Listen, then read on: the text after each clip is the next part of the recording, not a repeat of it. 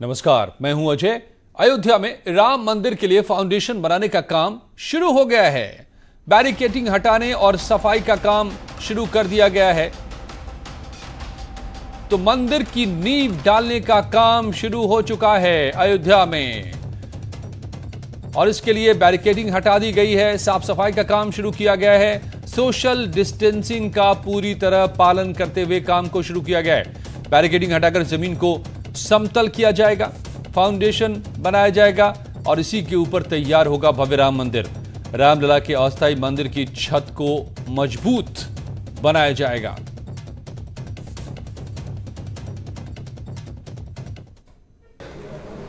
भाई, अभी भी महामारी को देखते हुए धीरे धीरे साफ सफाई किया जा रहा है, कार्य किया जा रहा है। आगे जब महामारी से फुर्सत होगी, क्योंकि सबसे पहले हमें राष्ट्र को देखना है, और जैसे ही इस महामारी से फुर्सत होगी कार्य तेजी से प्रारंभ किया जाएगा। सब के सब राम मंदिर के निर्माण के लिए उत्साहरत हैं।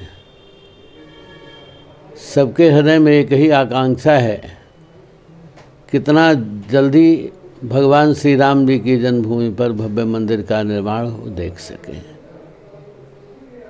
और बाद में क्या क्या होने वाला है? भाई, वहाँ तो मंदिर निर्माण के लिए पूजा पाठ और वहाँ की साफ सफाई, भूमि का समतलीकरण, परिवेश को देखते हुए, और जो ग्रिलें लगी हैं उसको भी धीरे धीरे हटाने का प्रयास किया जा रहा है। सब कुछ कार्य हो रहा है, और कहना हमारा यही है कि जैसे इस महामारी से फुर्सत होगी, बड़ी तेज़ी से कार्य प्रारंभ हो जाएगा और जल्दी से भगवान श्री राम जी के जन्मभूमि पर भव्य मंदिर का निर्माण होगा। और हमारे संवाददाता निमिष मेरे साथ जुड़ गए हैं अयोध्या से। निमिष, तो किस तरीके से और कौन कौन सा काम इस वक्त लॉकडाउन के बीच शुरू किया गया है मंदिर निर्माण के लिए? जी अजय, मैं आपको बता दूं कि इस समय अगर राम जन्मभूमि अधिकृत परिसर की बात की जाए तो अंदर धीरे धीरे 2-2, 4-4 सोशल डिस्टेंसिंग का ध्यान रखते हुए 4-4 लेवल लगा करके साफ सफाई का कार्य हो रहा है। साथ ही जो लोहे की बैरिकेडिंग थी जिसमें प्रवेश करके लोग रामलला के दर्शन को जाते थे, गर्भगृह पे जहाँ पर रामलला विराजमान थे वहां पर जब जाते थे तो उस बैरिकेडिंग को भी हटाने का काम किया जा रहा है। साथ ही जो टेंट लगा था, जो पुराना कपड़े का नुमा स्ट्रक्चर था जिसके नीचे रामलला विराजमान बैठे थे, उनको भी अब रामलला को नए अस्थायी स्थल पर स्थापित करने के बाद अब उसको भी हटा दिया गया है। तो ऐसे थोड़े थोड़े काम छोटे छोटे चरणों में बनाकर किए जा रहे हैं, रूपरेखाएं तैयार की जा रही हैं। इसके साथ ही जैसे ही काम ये पूरा होगा उसके बाद जमीन का समतलीकरण होगा, फाउंडेशन बनेगा, और लॉकडाउन खत्म होने के बाद ये उम्मीद मानी जा रही है अजय कि जल्द ही राम मंदिर निर्माण का कार्य भी शुरू हो सकता है। जी तो निमिष, अभी इस वक्त लॉकडाउन है, इस वक्त बहुत सारे नियम हैं कहीं भी काम करने के, क्या उनका पालन हो रहा है? कितनी संख्या में यहाँ लोग काम कर रहे हैं और सोशल डिस्टेंसिंग का पालन हो पा रहा है? जी देखिए, ये छोटे छोटे काम हैं और सोशल डिस्टेंसिंग से एक एक दो दो लोगों को लगा करके, बकायदा ब्लेंडर कटर लगा करके बैरिकेडिंग हटाई जा रही है। कहीं कोई भीड़ नहीं है, 4-6 की संख्या में लेबर है, उनको दूर दूर काम कराया जा रहा है, साफ सफाई हो रही है। झाड़ियां जो है, जो वहां पर घास निकली थी, उनको हटाया जा रहा है। इसी तरीके का काम है। समतलीकरण का कार्य अभी शुरू नहीं हुआ, लेकिन बाकी और जो छोटे छोटे काम थे, जो रिपेयरिंग की थी, जो जगह पर कहीं तोड़ फोड़ थी, कहीं कुछ है, तो इसी तरीके सोशल डिस्टेंसिंग को ध्यान में रखते हुए एक एक दो दो जगह काम किया जा रहा है। तो ये पूरा रोड मैप क्या है आगे आने वाले दिनों में, और आगे इस साफ सफाई के काम के बाद कैसे काम बढ़ेगा आगे? देखिए, ये बेसिक चीजें थी, जो बेसिक नीड थी राम मंदिर निर्माण के पहले। अब लॉकडाउन में चूंकि इस समय काम बहुत तेजी के साथ नहीं हो पा रहा, लेकिन फिलहाल ट्रस्ट के पदाधिकारियों की ये मंशा है कि वहां पर साफ सफाई हो जाए, जो बैरिकेडिंग है वो हट जाए, जिससे कि रास्ते साफ रहें। उसके साथ ही जमीन समतलीकरण का कार्य शुरू होगा, फिर नींव भरा जाएगा। तो कहीं ना कहीं धीरे धीरे अपने लक्ष्य की तरफ ट्रस्ट बढ़ रहा है। इसके लिए बाकायदा 2-2, 4-4 स्ट्रक्चर में, शिफ्ट में दूर दूर कर करके लेबर लगाए गए हैं। बिल्कुल निमिष, तो राम भक्तों के लिए बड़ी खबर आप बता रहे हैं कि मंदिर निर्माण का काम रफ्ता रफ्ता शुरू किया गया है, शुरुआत कर दी गई है। साफ सफाई, बैरिकेडिंग हटाने का काम शुरू हुआ है। इसके बाद समतलीकरण होगा, जमीन को समतल बनाया जाएगा और फिर नींव डालने का काम होगा, बता रहे थे हमारे संवाददाता निमिष अयोध्या से। और यूपी में निवेश को बढ़ाने के लिए सरकारी विदेशी कंपनियों के साथ लगातार सरकार संपर्क में है। एमएसएमई मंत्री सिद्धार्थनाथ सिंह वीडियो कॉन्फ्रेंसिंग के जरिए चीन, जापान, अमेरिका और यूरोपियन कंपनियों से लगातार बात कर रहे हैं। प्रदेश में निवेश का माहौल बनाने के लिए योगी सरकार कई कोशिश भी कर रही है। आज भी यूपी में विदेशी निवेश के लिए मंत्री सिद्धार्थनाथ सिंह ने वीडियो कॉन्फ्रेंसिंग किया और यूरोपियन बिजनेस ग्रुप के सदस्यों के साथ बात की। इसमें 5 राजदूत भी शामिल थे। विदेशी सदस्यों ने योगी सरकार के श्रम कानून में रिफॉर्म के फैसले की सराहना की है।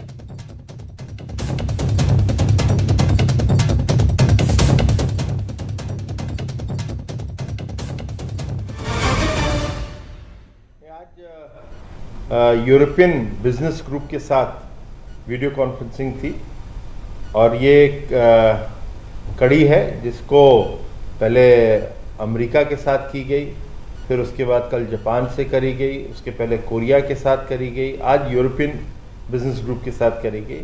और ये सब हमारे मुख्यमंत्री योगी आदित्यनाथ जी की जो उन्होंने लक्ष्य दिया है और उनकी प्रेरणा है, उसके तहत कि उत्तर प्रदेश में कैसे निवेश बढ़। लेबर रिफॉर्म योगी आदित्यनाथ जी जो लेकर आए हैं, 3 साल का जो उन्होंने एक तरह से 3 साल तक के उत्तर प्रदेश में कोई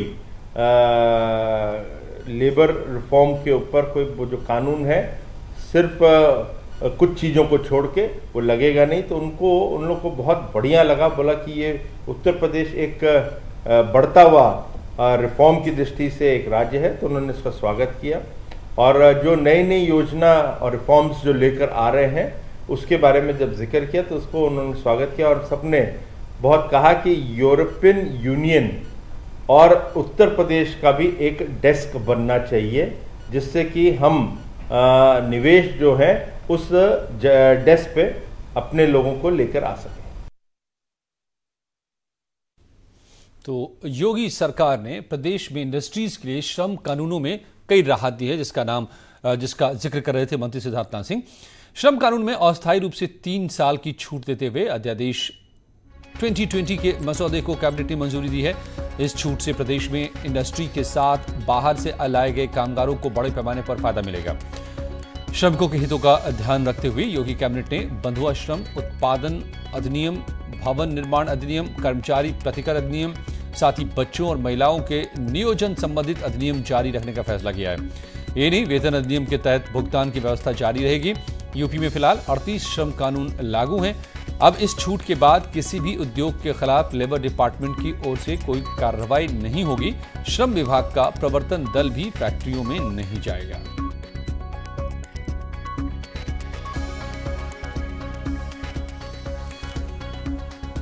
तो निवेश को आकर्षित करने के लिए कि प्रदेश में उद्योग लगें, आपको बताएं कि कोरोना काल में चीन से बहुत सारी कंपनियों का मोहभंग हुआ है। दुनिया भर की कंपनियां जो चीन में अब तक ज्यादा कंपनियां थी मैन्युफैक्चरिंग की, निर्माण की कंपनियां, वो वहां से बाहर निकलना चाहती हैं और इसको बड़े मौके के तौर पर उत्तर प्रदेश की सरकार लग गई है भुनाने में। सरकार की कोशिश है कि ऐसे उद्योग जो चीन से हटना चाहते हैं वो उत्तर प्रदेश आए, तो उनको हर हाल में यहां लाने के लिए लगातार संपर्क में आ रही है सरकार। ऐसी कंपनियों के, ऐसे उद्योगपतियों के, सरकारों के, और उनके लिए जो उनकी शर्तें हैं, उनकी ज़रूरतें हैं, वो भी दे रही है। उसी के तहत एक श्रम कानून में भी राहत, जो अंतर्राष्ट्रीय मानक है उसके हिसाब से यहाँ पर श्रम कानून काफ़ी कड़े हैं, भारत में श्रमिकों के हितों में रहे हैं, लेकिन उसमें कुछ राहत दी गई है और इससे उम्मीद ये की जा रही है कि निवेशक आकर्षित होंगे। लखनऊ से रंजना कुमारी हमारी संवाददाता मेरे साथ जुड़े हैं। रंजना, इसके 2 पहलू हैं। इस कोरोना को मौके में बदलने के लिए सरकार जो कदम उठा रही है वो क्या क्या है? आज बड़ी पहल दिखाई दे रही है, सीधे रूबरू हुए हैं यहां पर एमएसएमई मिनिस्टर उद्योगपतियों से।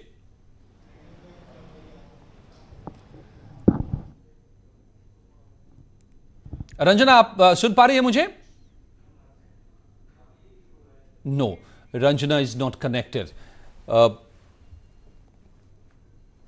तो ये आपको बताएं कि वाकई बड़ा मौका हो सकता है और उसके हिसाब से एक बड़े प्लान पर सरकार आगे बढ़ती नजर आ रही है। एक तरफ लेबरर्स को, मजदूरों को प्रदेश में वापस लाया है, उनके लिए काम रोजगार पैदा किए जा रहे हैं और निवेश आकर्षित करने की पूरी कोशिश जी तोड़ हो रही है। रंजना, अगर आप मुझे सुन पा रही हो, आज सीधे यूरोप के उद्योगपतियों से रूबरू हुए मंत्री सिद्धार्थनाथ सिंह, क्या बातें हुई, किस तरह की ये मुलाकात थी और आगे क्या निकलता नजर आ रहा है इससे? देखिए, वीडियो कॉन्फ्रेंसिंग के माध्यम से एमएसएमई मंत्री सिद्धार्थनाथ सिंह ने बात की। चीन और जापान के बाद अब यूरोपियन कंट्री के जो राजदूत थे, 5 राजदूत थे यूरोपियन कंट्री के, और उन लोगों से बातचीत हुई कि किस तरह से बिजनेस को यूपी में बढ़ाया जाए, निवेश के लिए उन लोगों को किस तरह से आकर्षित किया जाए। सरकार ने अपनी पूरी प्लानिंग रखी उनके पास कि किस तरह से बिजनेस को हम लोग आकर्षित करने के लिए क्या क्या प्लानिंग्स रखे हैं।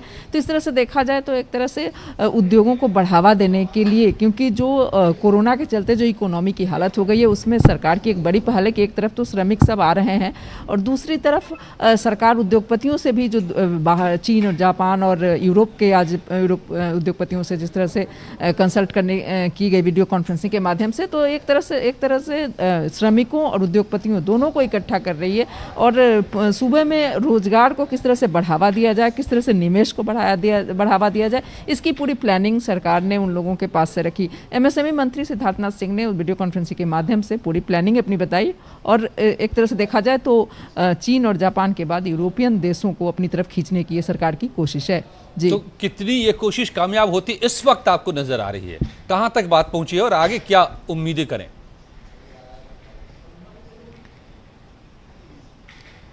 देखिए, अभी कोरोना काल चल रहा है अगर हम कहें तो, और क्योंकि भारत जो है इन्वेस्टमेंट के लिए बहुत ही माकूल देश है दूसरे जो बाहरी विदेशी कंपनियां हैं उनके लिए, क्योंकि यहाँ पे बाजार बहुत बड़ा है और इसको देखते हुए जो भी विदेशी कंपनियां आती हैं वो बाजार को देखते हुए आती हैं। लेकिन अभी सरकार की जो कोशिश है वो, क्योंकि कोरोना से उबरना भी है और इन्वेस्टमेंट को भी लाना है, तो इस तरह से बीच का रास्ता निकाल के सरकार इसमें बिल्कुल हम कहेंगे कि सरकार को सफलता मिलती दिखाई दे रही है कि जिस तरह से पहले चीन की कंपनियों के साथ, फिर जापान और फिर यूरोपियन कंट्रीज के कंपनियों के साथ जिस तरह से सरकार एक पर एक अपनी बातें रख रही हैं, और क्योंकि लोगों का शामिल होना इस वीडियो कॉन्फ्रेंसिंग में ही बताता है कि हाँ, लोग उद्योगपति जो हैं विदेशों के वो इंटरेस्टेड हैं। तो इस तरह से बाहरी कंपनियां जब आएंगी तो लोगों को रोजगार मिलेगा। श्रमिक जो हैं, क्योंकि सब अभी कोरोना काल में वो लोग भी बेरोजगार हो गए हैं, तो इस तरह से सब एक दूसरे से जुड़ेंगे और एक तरह से फिर से अर्थव्यवस्था पटरी पर लाएगी। तो सरकार की एक कोशिश है और इसमें सरकार कहीं ना कहीं सफल होती दिखाई दे रही है कि किस तरह से अर्थव्यवस्था को पटरी पर लाया जाए। ये सबसे पहली कोशिश है और यही कारण है कि सरकार निवेशकों को अपनी तरफ खींचने के लिए जो सरकार के पास नीतियां हैं उसको उन लोगों के सामने रख रही है। जी अजय, साफ तौर पे तो ये जो पिछले 2-3 साल से कोशिश थी कानून व्यवस्था को बेहतर बनाना, ढांचा को बेहतर बनाना, बड़ी सड़कें, अच्छी सड़कें बनाना, उसमें काफ़ी हद तक सरकार अब तक कामयाब रही है, आगे बढ़ रही है और अब सीधे निवेश को यहाँ पर लाने की ये पुरजोर कोशिशें शुरू हो गई हैं सरकार की। धन्यवाद रंजना आपका इस अहम जानकारी के लिए। और सीएम योगी ने प्रवासी मजदूरों से अपील की है कि वो पैदल या साइकिल से न चलें। सरकार उनकी सुरक्षित घर वापसी की युद्धस्तर पर कार्रवाई कर रही है। धैर्य बनाए रखें, सबको घर पहुंचाया जाएगा। 56 ट्रेनों से 70,000 प्रवासी कामगारों और श्रमिकों की सुरक्षित वापसी पूरी हो चुकी है। 79 ट्रेनें आज से कल तक प्रवासी कामगारों को लेकर उत्तर प्रदेश पहुंच जाएंगी। ये कार्रवाई निरंतर आगे बढ़ रही है। पैदल या साइकिल से चलना उनकी सुरक्षा और स्वास्थ्य के लिए खतरा हो सकता है, इसलिए कोई भी पैदल या साइकिल से ना चले। सीएम योगी ने आज प्रवासी राहत मित्र ऐप की भी शुरुआत की है, जिसका लोग फायदा उठा सकते हैं।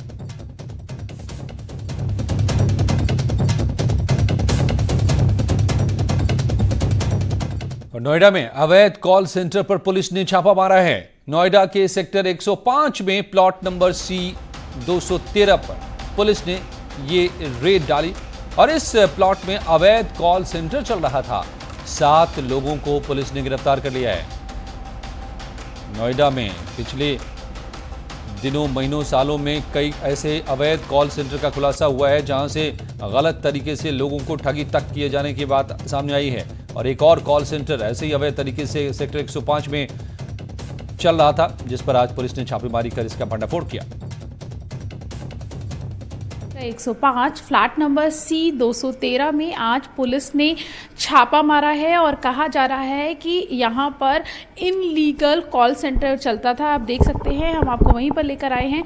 ये वही फ्लैट है जहाँ पर पुलिस ने छापा मारा है और यहाँ कहा जा रहा है कि यहाँ पे इनलीगल कॉल सेंटर चलाया जाता था। आज 7 लोगों को यहाँ से पुलिस गिरफ्तार करके ले गई है। हालांकि अभी गिरफ्तारी के बाद कानूनी कार्रवाई की जा रही है और बाद में एक्शन उन पर किया जाएगा। देख सकते हैं आप यहाँ पर पूरा कॉल सेंटर का पूरा सेटअप यहाँ पर आपको दिख जाएगा। हालांकि जो पुलिस है, छापा मारने के बाद यहाँ पर जो कंप्यूटर था वो अपने साथ सारे कंप्यूटर्स जब्त कर लिए गए हैं, लेके गई है। लेकिन यहाँ पर ये दावा किया जा रहा है कि यहाँ पर इनलीगल कॉल सेंटर चलता था और साथ ही यहाँ पर लोगों से फ्रॉड किया जाता था। देख सकते हैं आप यहाँ पे ये किस तरीके से पूरा ये जो फ्लैट है इसमें इस तरीके से काम चलता था और यहाँ पर किसी को भी इस बात की जानकारी नहीं थी। कैमरा पर्सन विपिन के साथ प्रीति श्रीवास्तव, न्यूज़ 18 नोएडा। रिलायंस जियो पर एक और बड़ी अमेरिकी कंपनी ने भरोसा जताया है। फेसबुक और सिल्वर लेक पार्टनर्स के बाद अब विस्टा इक्विटी पार्टनर्स ने रिलायंस जियो में बड़ा निवेश किया है।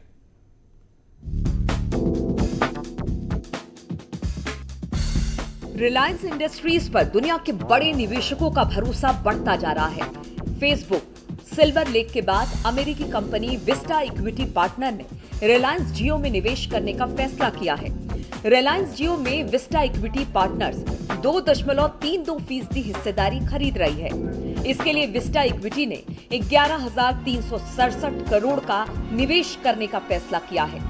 ये डील फेसबुक के निवेश से 12.5% ज्यादा प्रीमियम पर हो रही है। दुनिया के दिग्गज कंपनी निवेशकों में शुमार विस्टा इक्विटी पार्टनर्स का भारत की किसी कंपनी में पहला निवेश है। अमेरिकी बेस्ड कंपनी विस्टा टेक्नोलॉजी और सॉफ्टवेयर में निवेश करती है। विस्टा के चेयरमैन और सीईओ रॉबर्ट स्मिथ ने कहा, हम भारत में इंटरनेट कनेक्टिविटी बढ़ाने के लिए जियो प्लेटफॉर्म के साथ मिलकर काम करने को रोमांचित हैं। इससे पहले रिलायंस जियो में फेसबुक ने 9.9% हिस्सेदारी के साथ 43,534 करोड़ का निवेश किया है। साथ ही इसी हफ्ते अमेरिका की दिग्गज कंपनी सिल्वर लेक पार्टनर्स ने 1.15% हिस्सेदारी के साथ 5,656 करोड़ का निवेश किया है। रिलायंस पर भरोसा जताने वाली इन कंपनियों ने 15 दिन के भीतर जियो में 60,597 करोड़ निवेश किया है। Bureau report, news 18 network. Moradabad की कंपनी शांति भोग फूड प्रोडक्ट कंपनी पर लखनऊ के कैसरबाग थाने में एफआईआर दर्ज कराई गई है। इस पर धोखाधड़ी और आपदा प्रबंधन एक्ट के तहत मामला दर्ज किया गया है। इस कंपनी को 5,000 राशन किट सप्लाई करने का ठेका मिला था, लेकिन आरोप है कि जांच में राशन घटिया निकला, जिसके बाद कार्रवाई हुई है। शांति भोग प्रोडक्ट को 5,000 राशन किट की सप्लाई के ठेके में गड़बड़ी करने का आरोप उस पर लगा है।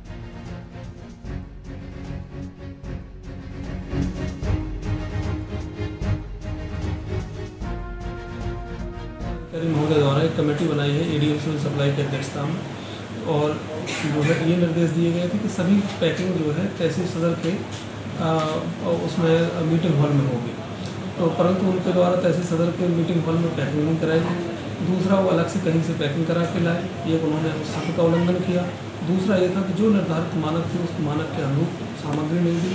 फिर एडीएम सिविल सप्लाई साहब से उसकी जांच कराई गई। सभी एसडीओ ने लिखित रूप से अवगत कराया कि जो सामग्री है वो मानक के अनुरूप नहीं है। उसी क्रम में चूँकि उन्होंने अपनी निविदा की शर्तों का और एग्रीमेंट का उल्लंघन किया था, जो उन्होंने शर्त की थी सरकार के द्वारा और जिला प्रशासन के द्वारा, तो उस पर उनके विरुद्ध प्राथमिकी दर्ज कराई गई है। कौशाम्बी में सड़क हादसे में 18 प्रवासी मजदूर घायल हो गए। सभी मजदूर क्वारंटीन सेंटर से अपने घर लौट रहे थे, तभी बेकाबू होकर उनकी गाड़ी पलट गई। पुलिस ने ग्रामीणों की मदद से उन्हें अस्पताल भिजवाया। हादसे में 6 लोगों की हालत गंभीर है।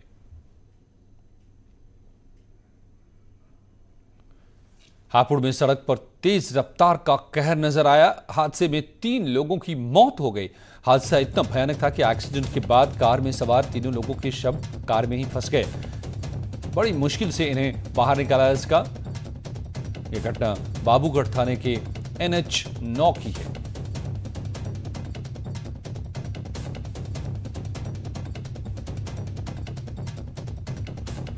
मुरादाबाद में खेल खेल में मामला मारपीट में बदल गया। 2 पक्षों में जमकर लात, घूंसे और लाठी डंडे चल गए।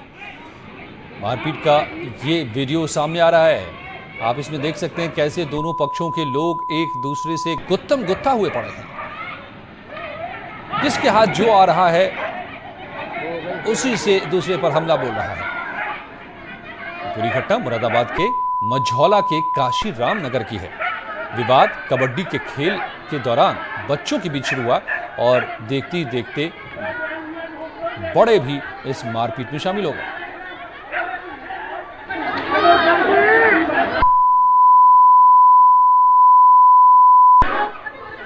रायबरेली से दबंगों के कहर की शर्मनाक तस्वीरें आई हैं। मामूली विवाद में एक शख्स ने महिला को लाठी डंडों से पीट डाला।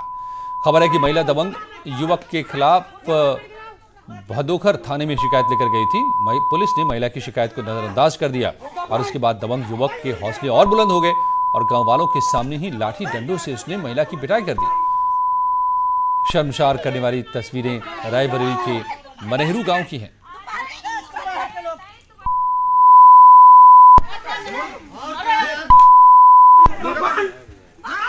और कोरोना, इसका खौफ अस्पतालों में भी साफ दिख रहा है। यहां अन्य रोगों के मरीज तकरीबन गायब हो गए हैं, मगर डॉक्टर इस बात से चिंतित हैं क्योंकि उन्हें लग रहा है कि मरीज अपनी गंभीर बीमारियां छिपा रहे हैं, जो खतरनाक साबित हो सकता है। अप्रैल मई में जो अस्पताल मरीजों से खचाखच भरे रहते थे, वो आजकल तकरीबन खाली से हैं। ये हाल तब है जब इस साल का मौसम असामान्य है। डॉक्टर मान रहे हैं कि बीमार लोग कोरोना के खौफ से अस्पताल आने से डर रहे हैं और अपनी बीमारी छिपा रहे हैं। पहले जो ये पीक सीजन होता था बीमारियों का, क्योंकि इस वक्त मौसम चेंज होता था, ठंड से गर्मियाँ आती थी, गर्मियाँ बढ़ती थी, लेकिन इस दौरान पेशेंट बहुत कम हो गए हैं और वो एक तरह से अपनी बीमारियां छुपाना चाह रहे हैं। गवर्नमेंट हॉस्पिटल्स की भी यही कंप्लेंट्स हैं जो डॉक्टर्स हमको मिलते हैं कि पेशेंट्स काफ़ी कम हो गए हैं। लोगों का अपनी बीमारी को छिपाना या बिना डॉक्टरी सलाह के दवा लेना सेहत के लिए बेहद खतरनाक है। सरकारी और प्राइवेट अस्पतालों के आंकड़े भी बता रहे हैं कि ओपीडी में मरीजों की संख्या महज 10% रह गई है। पिछले साल जैसे कि आपको मालूम है कि अब गर्मी का सीजन स्टार्ट हो गया था उस समय, तो उसमें उल्टी दस्त के बच्चे और आपके छाती जुकाम वाले बहुत आते थे। उसमें करीब 600-700 के आसपास आते थे लोग। कुमाऊं के मेडिकल हब हल्द्वानी में इस मौसम में अस्पतालों की ओपीडी खाली पड़ी है। ऐसे में मरीजों का बिना डॉक्टरी सलाह किया जा रहा अपना इलाज उनकी सेहत पर भारी पड़ सकता है। न्यूज़ 18 के लिए हल्द्वानी से शैलेंद्र नेगी की रिपोर्ट। कहावत है, न घर के न घाट के। कुछ ऐसा ही देखने को मिला जेल से छूटे इन कैदियों के साथ, जो आज न जेल में हैं न घर पर। मगर खास बात यह है कि ये लोग पुलिस के साथ मिलकर अब जनता की मदद कर रहे हैं।